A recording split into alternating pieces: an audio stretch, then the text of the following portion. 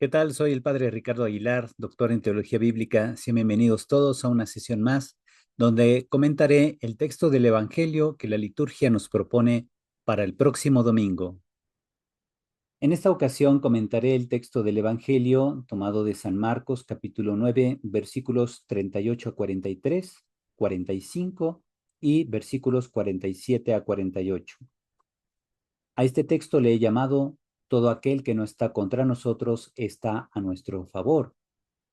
La liturgia nos lo propone para este domingo 26 del tiempo ordinario del ciclo B, que en este año 2024 cae el 29 de septiembre. Recuerden que si les gusta este tipo de contenido, pueden darle like al video, suscribirse al canal y activar la campanita de notificaciones para que YouTube les mande un mensaje cada vez que yo suba un nuevo comentario a la palabra de Dios. Y ahora sí, comenzamos. Nos ponemos en la presencia del Señor con la oración inicial. En el nombre del Padre, y del Hijo, y del Espíritu Santo. Amén. Ven, Espíritu Santo, llena los corazones de tus fieles y enciende en ellos el fuego de tu amor. Envía, Señor, tu Espíritu, y todo será creado, y se renovará la faz de la tierra. Oh Dios, que has instruido los corazones de los fieles con la luz del Espíritu Santo, concédenos, según el mismo Espíritu, conocer las cosas rectas y gozar siempre de sus divinos consuelos. Por Jesucristo nuestro Señor. Amén. Santa María, sede de la sabiduría y reina de la paz, ruega por nosotros, en el nombre del Padre y del Hijo y del Espíritu Santo. Amén. Para este domingo 29 de septiembre de 2024, la liturgia nos propone el texto Marcos, o del Evangelio de San Marcos, capítulo 9, versículos 38 a 43, versículo 45 y versículos 47 a 48. El texto dice así: En aquel tiempo Juan le dijo a Jesús: Hemos visto a uno que expulsaba a los demonios en tu nombre, y como no es de los nuestros, se lo prohibimos.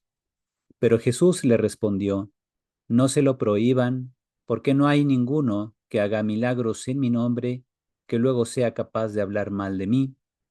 Todo aquel que no está contra nosotros está a nuestro favor. Todo aquel que les dé a beber un vaso de agua por el hecho de que son de Cristo, les aseguro que no se quedará sin recompensa.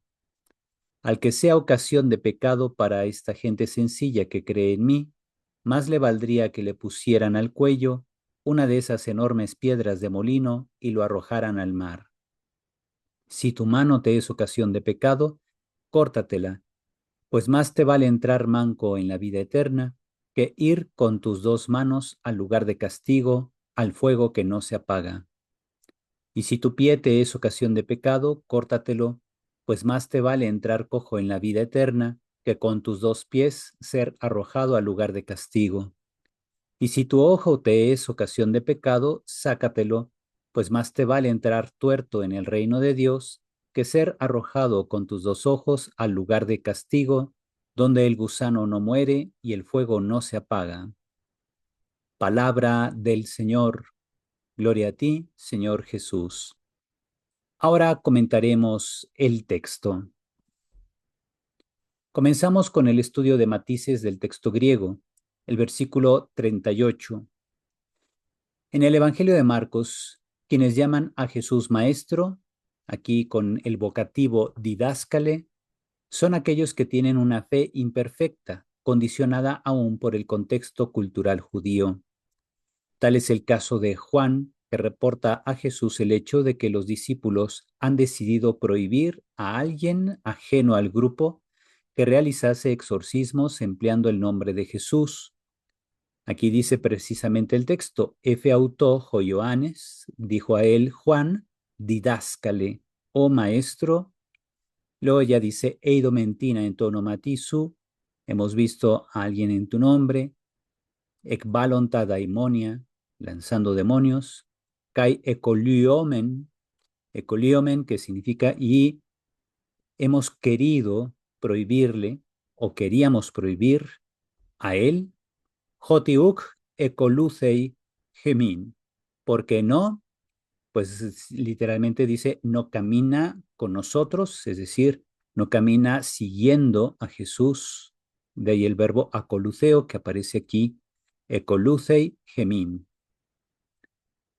Bien, entonces, tenemos el verbo ecoliomen, es el imperfecto de colío y su sentido es más un queríamos prohibir y no tanto prohibimos en pasado, como lo propone el texto del leccionario. Así la traducción sería, vimos a uno que expulsaba demonios en tu nombre y queríamos prohibírselo, pues no camina con nosotros en el sentido de que no va con nosotros siguiéndote. Al parecer, los 12 pensaban prohibir a aquel fulano usar el nombre de Jesús para expulsar demonios, por lo que deciden primero consultar con él, o sea, con Jesús, antes de actuar. Versículos 39 a 41. En el versículo 39, Jesús les responde, me coliete autón, no persistan en prohibírselo. ¿Por qué digo esto de no persistan y no solo no se lo prohíban? Porque el verbo es un imperativo, es el modo imperativo presente del verbo, del verbo colío, que aquí es colíete. ¿Qué importancia tiene que sea un imperativo presente? La diferencia entre un imperativo presente y un imperativo auristo es que el imperativo auristo es un modo y tiempo que exigen una orden inmediata. Se tiene que cumplir de manera puntual lo que se está ordenando.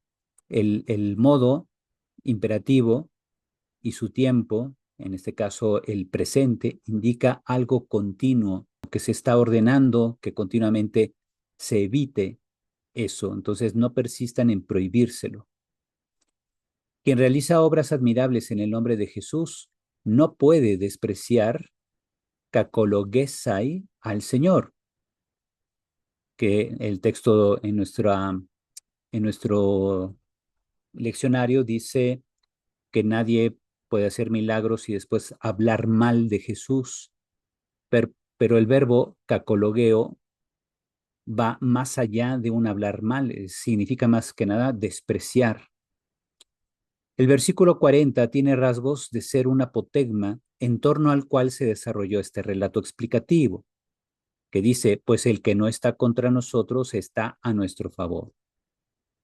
Entonces es probable que esta sea el primer trazo de una tradición oral que después se pudo haber expresado en una tradición escrita que llegó al evangelista y de ahí entonces tomando elementos también comunes de la actividad de Jesús, su actividad, por ejemplo, exorcística o la actividad exorcística de otras personas contemporáneas a Jesús que pudieron haber utilizado el nombre de Jesús para realizar estos signos, pues de ahí entonces el evangelista va creando un relato complejo a partir de un apotegma. El que no está contra nosotros está a nuestro favor. Ajá.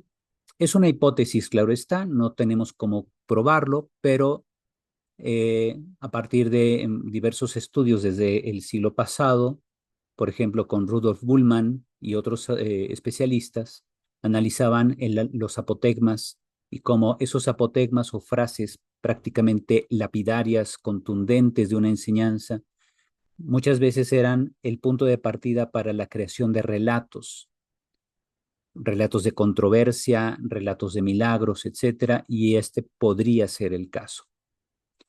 En el versículo 41, quien ofrece, aunque sea un vaso de agua a quienes colaboran en la obra de Cristo, recibirá su recompensa. Esto significa que la solidaridad en la predicación del reino puede tener diversos niveles, pero toda acción solidaria vendrá recompensada.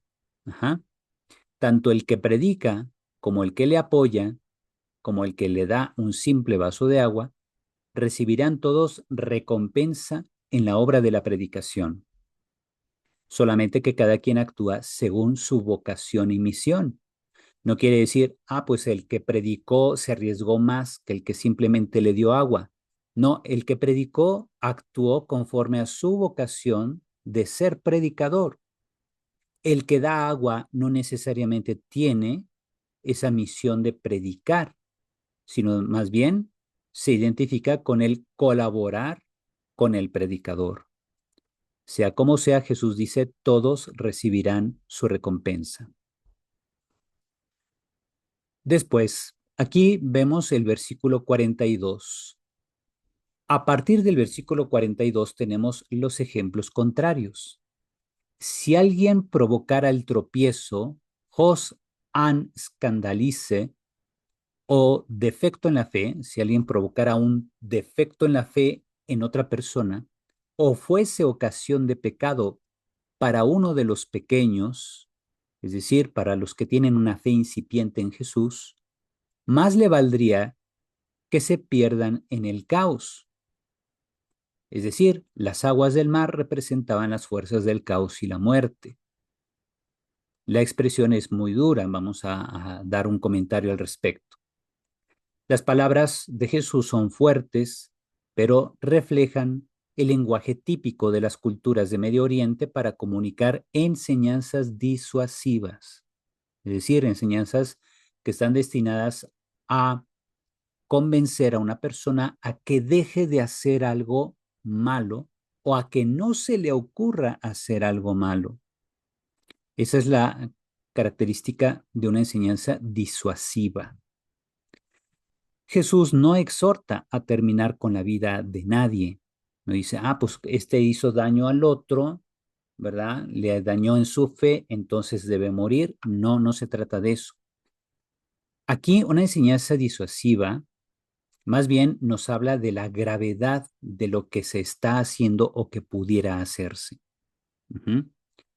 Entonces, se enfatiza la gravedad que conlleva un acto que conduzca a la pérdida de la fe en quien apenas va conociendo a Jesús. Entonces, cuando dice el texto que si alguien escandalizara a uno de estos pequeños, ton micron tuton, no se refiere a niños, sino a aquellos que son pequeños ton pisteuon ton eiseme, pequeños en la fe en Jesús, de la fe en mí, dice. Así que puede ser gente de cualquier edad, niños, adolescentes, adultos jóvenes o adultos mayores que apenas están conociendo la fe en Cristo. Si alguien llega y los conduce a pecado, los hace caer, los hace tropezar literalmente, que es lo que significa el verbo scandalizo en griego, entonces esas personas podrían perder la fe. Por lo tanto, quien es culpable es el otro que los condujo a esa caída o a ese defecto en la fe. Para Jesús eso es algo gravísimo y obviamente no podría quedar impune. Tenemos después los versículos 43, 45 y 47 a 48 que se caracterizan por la repetición de ciertas estructuras. Aquí pongo en rojo lo que se repite en cada caso. Ean scandalice se geheirsu, si tu mano te es ocasión de caída o de pecado, es decir, si tu mano te escandaliza. Versículo en 43, ahora en el 45, ean hopus su scandalice se, si tu pie te es ocasión de pecado o te escandaliza, es decir, si te hace tropezar, pero no en el sentido físico, sino en el sentido de hacerte caer en pecado. Versículo 47, ean hoftalmosu scandalice se, si tu ojo te hace pecar o te es ocasión de pecar. Entonces veamos, aquí se habla de la mano, heir, aquí se habla del pie, pus, y acá se habla de el oftalmos, el ojo. Uh-huh. Entonces, ¿qué pasa si alguno de estos miembros u órganos corporales te hacen caer en pecado? Dice el texto, apokopsonauten, apokopsonauton y ekvaleauton. Es decir, córtatela, córtatelo y lánzalo lejos de ti, ¿verdad? ¿Por qué? Calún calón estin se, mejor es para ti, calón estin se, calón se estin. La misma idea.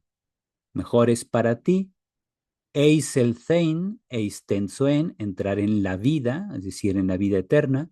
Se repite acá, eis el thein, eis tensoen, entrar en la vida. Y acá, eis el thein, eis ten basileian tu theu, entrar en el reino de Dios. Mejor es para ti entrar sin ese miembro que te hizo caer, que te hizo pecar, mejor es entrar sin él en el reino o en la vida, que quedar condenado con tus dos manos o tus dos pies o con tu ojo maligno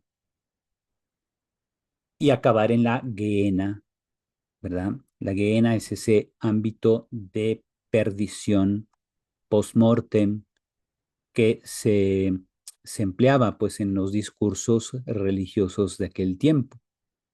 La Gehenna era propiamente, pues físicamente era un terreno baldío que se encontraba en el sur de Jerusalén, donde mucha gente echaba ahí sus basuras, etcétera. Y después ya se convirtió en una expresión metafórica de aquello que se tira ahí para perderse, porque la gente echaba su basura y la quemaba en ese espacio que le llamaban comúnmente Gehenna. Y entonces ese era el destino final de lo que ya no tenía ningún servicio, ningún uso, y se aplicó metafóricamente para hablar del lugar de perdición eterna. Ujú.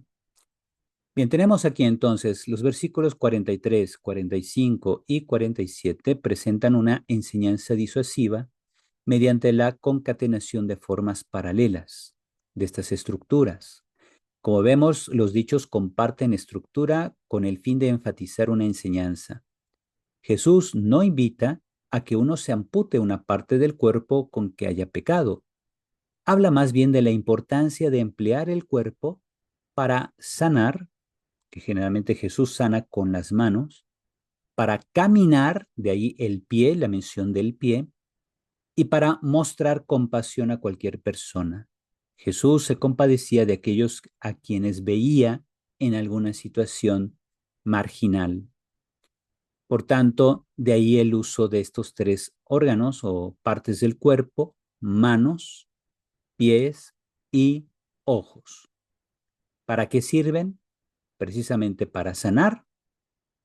Sirven también para caminar y extender el reino, ¿verdad? Y para mostrar compasión. Esas deben ser las funciones de estos tres órganos, o de tres cuerpos, o tres partes, perdón, del cuerpo. Luego el versículo 48 describe metafóricamente cómo sería la condición final de quien persista en dañar la fe de los demás. El gusano y el fuego que se mencionan en el versículo 48 representan figurativamente lo horrible que sería terminar devorado por el mal. Comentario. Entonces, ya una vez teniendo todas estas notas sobre el texto griego, podemos hacer nuestro comentario con mayor riqueza. Esta pericopa trata acerca, perdón, del recibir y servir a los demás. Comienza con una consideración presentada por Juan. La respuesta del Señor se divide en tres momentos. Primero, Jesús aclara que la comunidad eclesial no se limita a quienes forman el círculo íntimo de Jesús, sino que es más amplio. Precisamente porque Juan decía, como no camina con nosotros siguiéndote, pues se lo hemos prohibido o hemos querido prohibírselo. Segundo, el Señor advierte a los 12 sobre una actitud, exclusivista que cerraría el paso a quienes están dando sus primeros pasos en la fe en la comunidad cristiana. Cualquier gesto de rechazo hacia ellos o cualquier acto que los haga renunciar a la fe no puede quedar impune. Tercero, mediante las imágenes del fuego y la sal, Jesús invita a los 12 a purificar su interioridad y su forma de ver la vida para compartirla después con los demás. Así que todo este lenguaje fuerte que utiliza Jesús no debe ser interpretado como un lenguaje amenazante, sino como un discurso disuasivo. Es decir, habla de la gravedad de ese tipo de actos con el objetivo de que los oyentes y lectores no se les ocurra caer en ese tipo de actos que vienen siendo propiamente delitos contra la fe. En este texto, perdón, en este contexto, el narrador recoge una serie de dichos originalmente independientes y los entrelaza para transmitir una enseñanza teológica específica. El discípulo Juan reporta al Señor que hay un hombre que hacía exorcismos en el nombre de Jesús, pero sin ser de los 12. La postura de Juan es de exclusión. Como no viene con nosotros siguiendo a Jesús, le prohibimos o le hemos querido prohibir su actuar. Sin embargo, Jesús se muestra inclusivo. El que no está contra nosotros está a favor de nosotros. Así, enseña que puede haber distintos modos de testimoniarlo. Hay otros caminos para servir al reino, desde rechazar el mal en su nombre hasta ofrecer un simple vaso de agua a quienes pertenecen a Cristo. Esto contrasta con el pasaje en que los discípulos fallaron al intentar expulsar demonios. Aquí un hombre ajeno al grupo lo hizo con el poder del nombre de Jesús.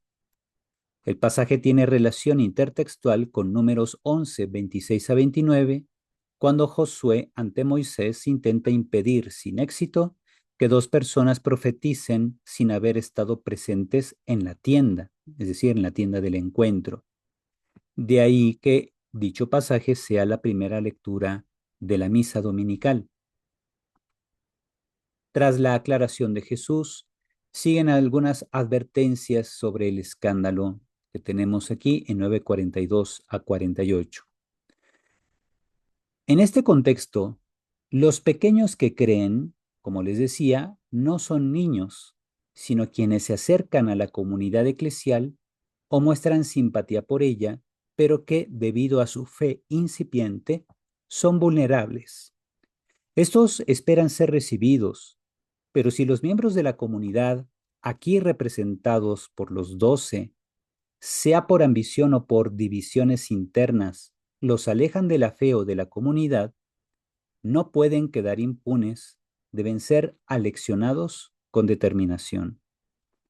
Los miembros de la comunidad eclesial deben responder ante aquellos a quienes han sido enviados, pues deben sostener la fe de los pequeños, integrándolos en la iglesia. La mano, el pie y el ojo, que representan los medios para sanar, caminar y mostrar compasión, deben servir a la misión de recibir tanto a judíos como gentiles. Debe superarse cualquier obstáculo a esta misión.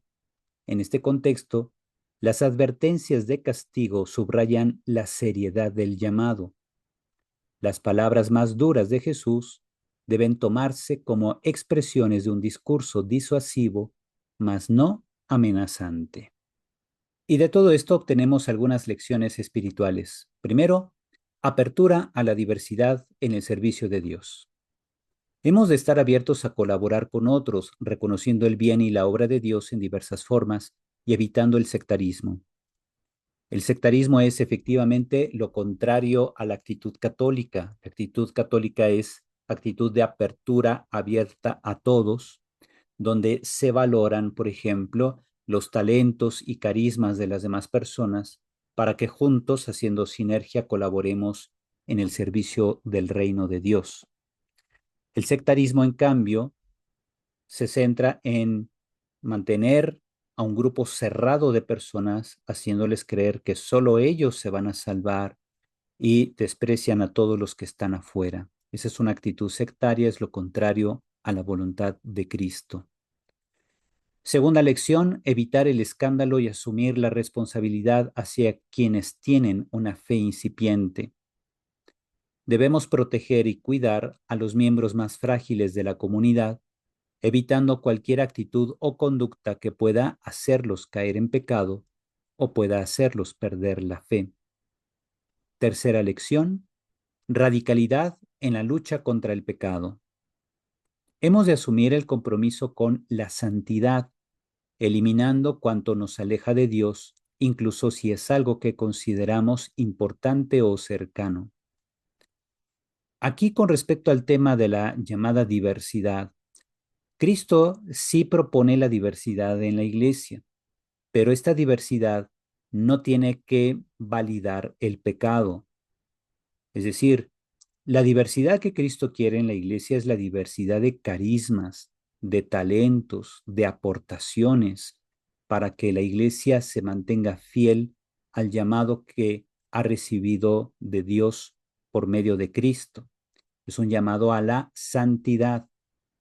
Por tanto, todos debemos procurar vivir en santidad, y la santidad no es según nosotros, según nuestras ideas o ideologías, sino según la voluntad de Dios que está claramente expresada en la Biblia.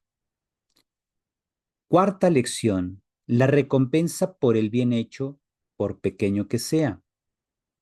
Hemos de procurar hacer continuamente pequeños gestos de amor y servicio que tienen un gran valor espiritual. La comunidad debe cultivar una cultura de caridad en lo pequeño. Es decir, tenemos que valorar incluso esos gestos pequeños que motivan al predicador, al que enseña, al que educa en la fe, al que extiende la justicia y el reino de Dios en otros lados. Recordemos que cada quien tiene que enriquecer a la iglesia a partir de los dones, talentos especiales, vocación particular que ha recibido de Dios. No se trata entonces de decir quién es más y quién es menos en la obra de la evangelización. Simplemente cada quien tiene que colaborar a partir de su propia vocación y misión. Y así es como todos podemos colaborar de manera ordenada en la extensión del reino de Dios, en la predicación del evangelio y en extender pues aquellos brazos con que la iglesia procura abrazar al mundo y hacerle presente el amor de Dios. Y con esto pasamos a la oración final. Señor Dios, que manifiestas tu poder de una manera admirable, sobre todo cuando perdonas y ejerces tu misericordia, multiplica tu gracia sobre nosotros, para que apresurándonos hacia lo que nos prometes, nos hagas partícipes de los bienes celestiales. Por nuestro Señor Jesucristo, tu Hijo, que vive y reina contigo en la unidad del Espíritu Santo y es Dios, por los siglos de los siglos. Amén. Bien, y con esto hemos concluido nuestro comentario al Evangelio para este domingo 29 de septiembre. Espero que, si les gusta este tipo de contenido, lo promuevan con sus conocidos para que así más gente le dé like al video, se suscriba al canal y active la campanita de notificaciones para que YouTube les mande un aviso cada vez que yo suba un nuevo comentario a la palabra de Dios, y así todos sigamos creciendo en el conocimiento y vivencia de la palabra. Me despido dándoles la bendición. El Señor esté con ustedes. La bendición de Dios Todopoderoso, Padre, Hijo y Espíritu Santo, descienda sobre ustedes y permanezca para siempre. Amén. Cuídense mucho, disfruten su fin de semana y nos vemos pronto.